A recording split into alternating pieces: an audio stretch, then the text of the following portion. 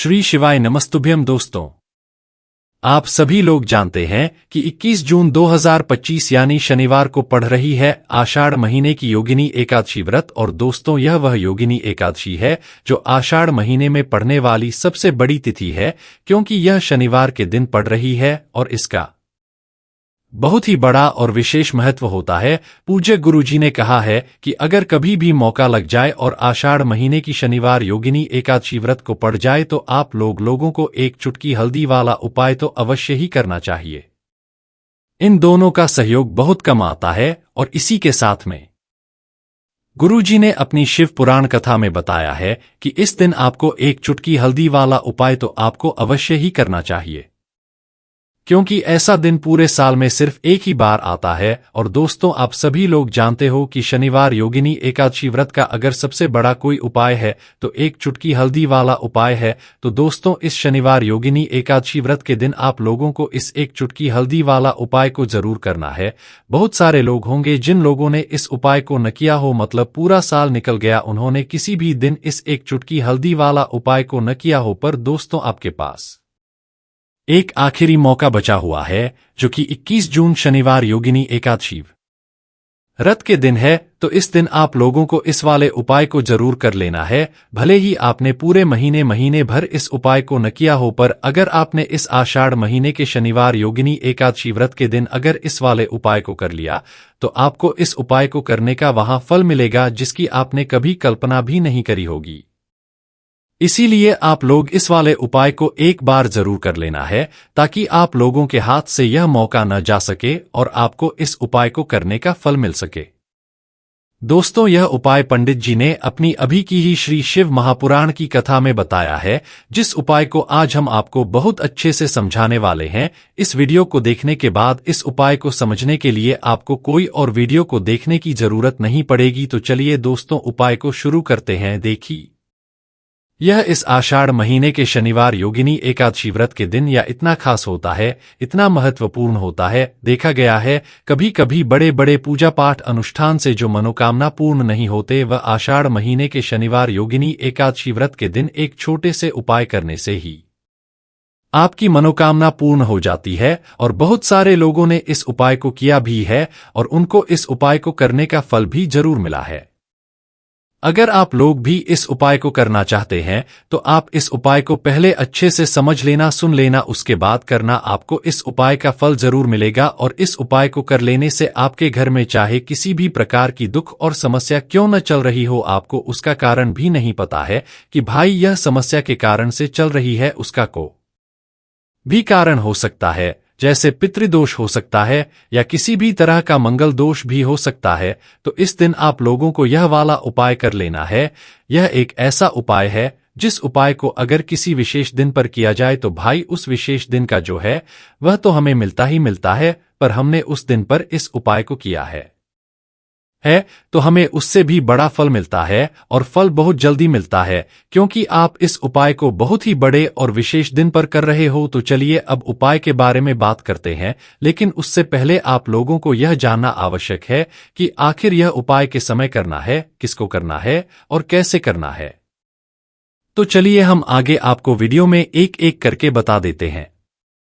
लेकिन उससे पहले अगर आप लोग हमारे चैनल पर पहली बार आए हैं या फिर मेरी आवाज आज पहली बार सुन रहे हैं तो हमारे चैनल को सब्सक्राइब जरूर कर लेना और इस वीडियो को लाइक करके कमेंट बॉक्स में श्री शिवाय नमः भाई हम ओम नरमा जरूर टाइप कर देना। तो दोस्तों, इस एक चुटकी हल्दी वाला उपाय को हमें इस शनिवार योगिनी एकादशी व्रत के दिन कैसे करना है, किसको करना है, किस समय करना है और कहां पर करना है, यह सारे सवालों के जवाब आपको इस वीडियो में मिल जाएंगे। और जो यह वीडियो देखेगा भाई उसको एक चुटकी हल्दी वाला उपाय जरूर करना चाहिए, क्योंकि इस दिन हल्दी का भी बहुत ही बड़ा और विशेष महत्व होता है। और जब बात आ जाए एक चुटकी हल्दी वाला उपाय की तो यह सोने पर सुहागा वाली बात हो जाती है और यह एक बहुत ही बड़ा उपाय हो जाता है इस शनिवार योगिनी एकादशी व्रत का। तो आप दोस्तों इस एक चुटकी हल्दी वाला उपाय को आखिर करना इसको है। सबसे पहले हम लोग वह बात जान लेते हैं। तो देखो, घर की जो बड़ी माताएं बहनें होती है उन माताओं बहनों में से कोई भी एक बड़ी माता बहन इस वाले उपाय को कर सकती है। और दोस्तों, अगर आप चाहे तो अपने घर में से सभी सदस्यों को भी इसको करवा सकते हैं। अगर किसी व्यक्ति की खुद की कोई मनोकामना है, खुद की कोई दुख और परेशानी है जो कि वह अपने लिए ही करना चाहता है, इस वाले उपाय को तो वह खुद अपने लिए भी कर सकता है। बाकी अगर कोई घर में से ऐसा है जो कि अपने पूरे घर परिवार की सुख और शांति के लिए यह वाला उपाय करना चाहता है, तो भाई वह भी कर सकता है। उसमें भी कोई दिक्कत वाली बात नहीं है। कहने का मतलब यह है कि इस उपाय को हर एक सदस्य भी कर सकता है और पूरे घर परिवार के सदस्य के लिए घर की बड़ी माताओं बहनों में से कोई एक माता बहन भी कर सकती है। माताएं बहनें अगर घर में उपस्थित न हो या वह यह वाला उपाय न कर पा रही हो, तो फिर घर का कोई बड़ा सदस्य भी इस एक चुटकी हल्दी वाला उपाय को कर सकता है, चाहे फिर वह पुरुष ही क्यों ना हो। उसमें कोई भी दिक्कत वाली बात नहीं है। दोस्तों, जो अगला प्रश्न निकल कर आता है वह यह आता है इस उपाय को लेकर कि आखिर इस उपाय को हमें किस समय करना है, सुबह के समय करना है कि शाम के समय करना है। तो देखो, इस वाले उपाय को आप लोग सुबह सुबह के समय भी कर सकते हो और शाम के समय प्रदोष काल में भी कर सकते हो। अब अगर आप पूछा कि भाई सबसे उत्तम समय कौन सा रहेगा इस एक चुटकी हल्दी वाला उपाय को करने का, तो हम आपसे बस यही कहेंगे कि इस उपाय को आप सुबह के समय करेंगे तो ज्यादा बेहतर होगा। बाकी अगर प्रदोष काल शाम के समय भी करेंगे तो भी अच्छा होगा, उसमें कोई भी दिक्कत वाली बात नहीं है। तो आप दोस्तों, जो अभी सबसे बड़ी और महत्वपूर्ण बात आती है वह यह आती है कि सुबह अगर हम उपाय को करेंगे तो हमें कितने बजे से लेकर कितने बजे तक के बीच में करना है, और शाम के समय प्रदोष काल में करेंगे तो हमें कितने बजे से लेकर कितने बजे के बीच में करना है। तो देखो, सुबह जितनी जल्दी हो सके आप उपाय को करने की कोशिश करना। बाकी अगर किसी कारणवश लेट भी हो जाओ, थोड़ी देर भी हो जाए, तो 10 या 11 बजे तक भी आप उपाय कर लेना, पर 12 बजे से ज्यादा देरी न हो, ठीक है? इस बात का ध्यान रखना। उसके बाद में दोस्तों, अगर शाम के समय प्रदोष काल की बात करें, प्रदोष काल का जो समय होता है वह शाम के 6 बजे से शुरू हो जाता है। मतलब शाम के 6 बजे से लेकर 7 बजे के बीच का जो समय होता है, यह समय प्रदोष काल का समय होता है। तो आप इस उपाय को 7 या 8 बजे के बीच में भी कर सकते हो। मतलब शाम के 6 बजे से रात 8 बजे के बीच में आप कभी भी इस वाले उपाय को कर सकते हो, उसमें कोई भी दिक्कत वाली बात नहीं है। क्योंकि 21 जून 2025 आज ज्येष्ठ महीने का शनिवार योगिनी एकादशी व्रत का दिन है। यह दिन बहुत ही कम आता है पूरे साल भर में, इसलिए जब आपको मौका मिल जाए, जब आप इस उपाय को जरूर कर लेना। कोई भी उपाय हो आप कभी भी कर सकते हो शनिवार योगिनी एकादशी व्रत के दिन। बस कोशिश करना के समय के थोड़ा मतलब अंतर्गत ही कर लो, पर किसी कारणवश अगर न कर पाओ तो फिर आप थोड़ा देरी से भी कर सकते हो, आपको उपाय का फल जरूर मिलेगा। चलिए सबसे पहले बात कर लेते हैं सबसे पहले उपाय की, जो कि आपको शनिवार योगिनी एकादशी व्रत दिन अपने घर पर जरूर करना है। इस उपाय को करने से आप जो भी पूजा पाठ करेंगे, जो भी उपाय करेंगे, जो भी आप भगवान से मांगेंगे, आपको वह मिलेगा और आपकी पूजा सफल होगी, आपके उपाय सफल होंगे। तो आपको करना क्या है, चुटकी भर पिसी हुई हल्दी लेनी है, ठीक है ना? एक चुटकी भर पिसी हुई हल्दी आपको अपने नहाने वाले स्नान, मतलब जो जल है जिससे आप स्नान करते हैं, उस जल में आपको पिसी हुई एक चुटकी भर हल्दी डाल ली है। श्री हरि विष्णु का नाम लेते हुए, श्री हरि विष्णु का ध्यान करते हुए अगर आप मंत्र याद रख लेते हैं और बोल लेते हैं, या फिर आपको पता है यह वाला मंत्र, तो और भी उत्तम होता है। मंत्र क्या है? ओम नमो भगवते देवाय नमः। बहुत ही ज्यादा ऐसा है, यह मंत्र की सभी को आता ही है, ठीक है ना? तो यह वाला मंत्र श्री हरि विष्णु का बोलते हुए एक चुटकी भर हल्दी जल में मिलाएंगे और फिर उस जल से आपको स्नान करना है। श्री हरि विष्णु का ध्यान करते हुए जब भी आप स्नान करते हैं, अगर आप श्री हरि विष्णु के मंत्रों का उच्चारण कर लेते हैं और शनिवार योगिनी एकादशी तिथि वाले दिन एक चुटकी भर हल्दी डालकर स्नान करते हैं, तो धन की वृद्धि आपके घर में होती है।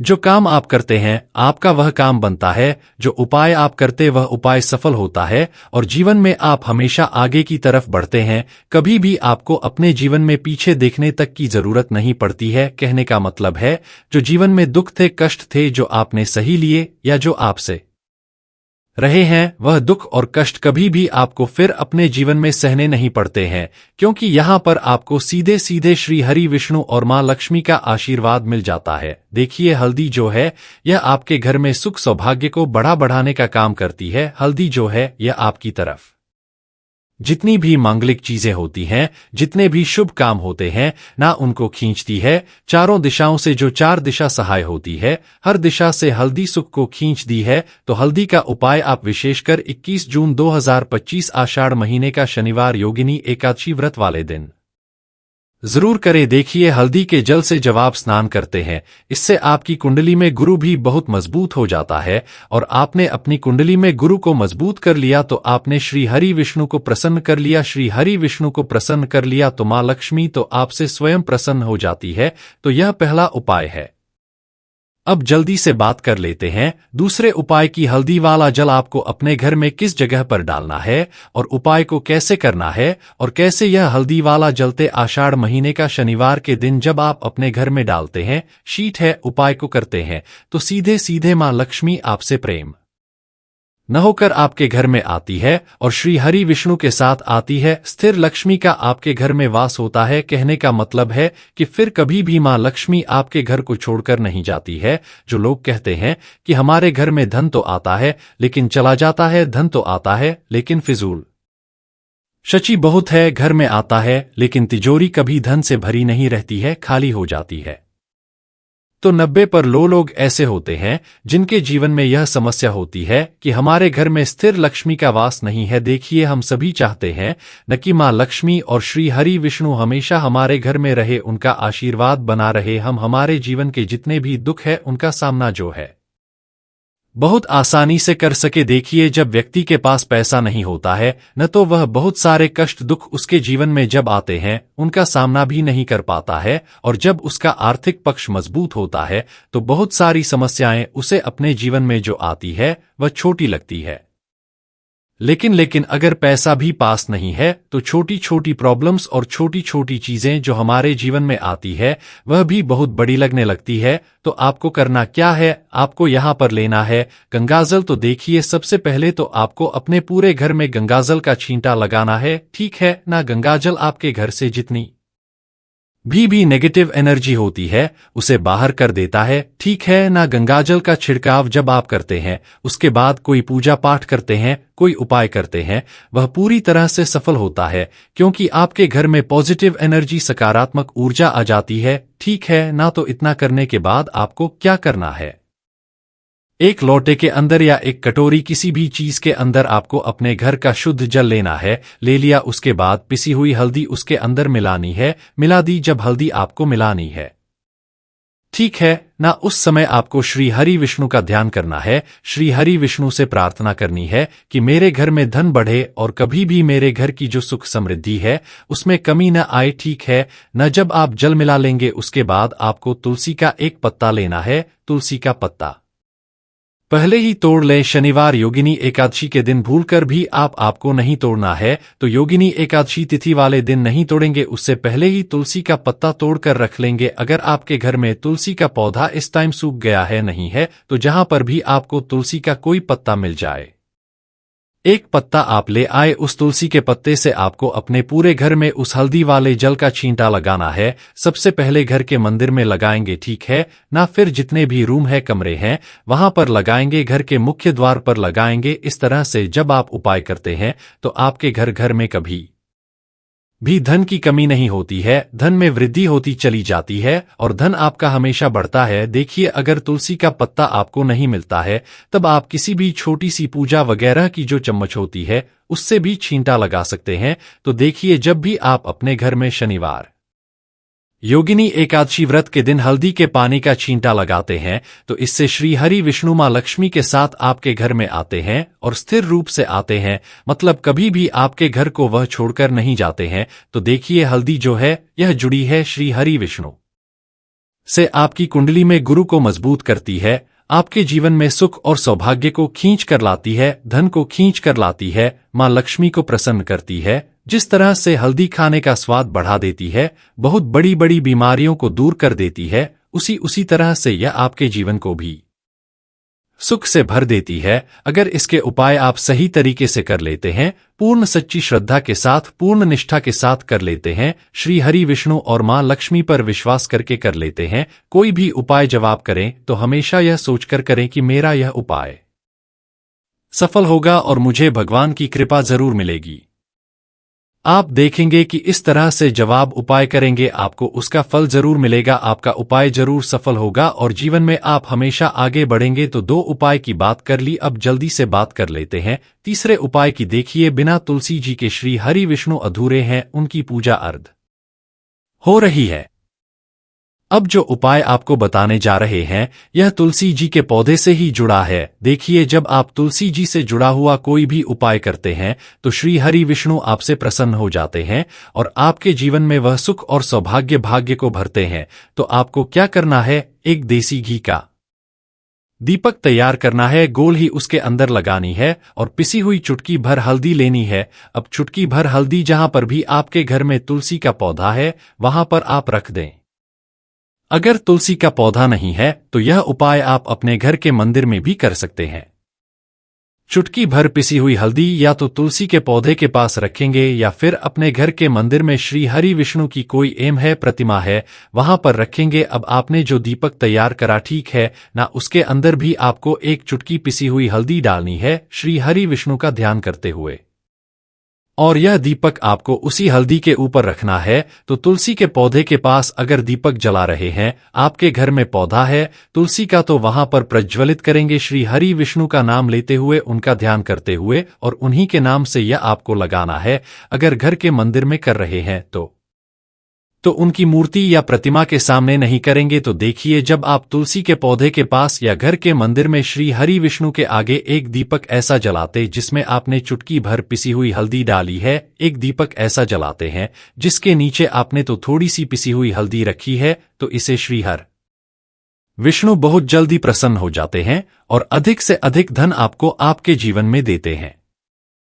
तो जो लोग चाहते हैं कि हमें धन में वृद्धि होती रहे, धन बढ़ता, तिजोरी बढ़ती रहे, पैसों से कभी भी तिजोरी खाली ना हो, उन्हें विशेष करें एक उपाय। 21 जून 2025 आषाढ़ महीने का शनिवार योगिनी एकादशी वाले दिन जरूर करना चाहिए। शनिवार योगिनी एकादशी व्रत तो ऐसी है कि इस पर उपाय कर कि यह दीपक वाला उपाय आप करते हैं और कोई भी मनोकामना श्री हरि विष्णु से कह देते हैं तो आपकी वह कोई भी मनोकामना कितनी भी बड़ी क्यों ना हो उसे जरूर पूरा करते हैं। तो दोस्तों, यह थे पूज्य गुरुजी द्वारा बताए गए कुछ बहुत ही खास उपाय। अगर आपको जानकारी अच्छी लगी हो तो वीडियो लाइक करिएगा।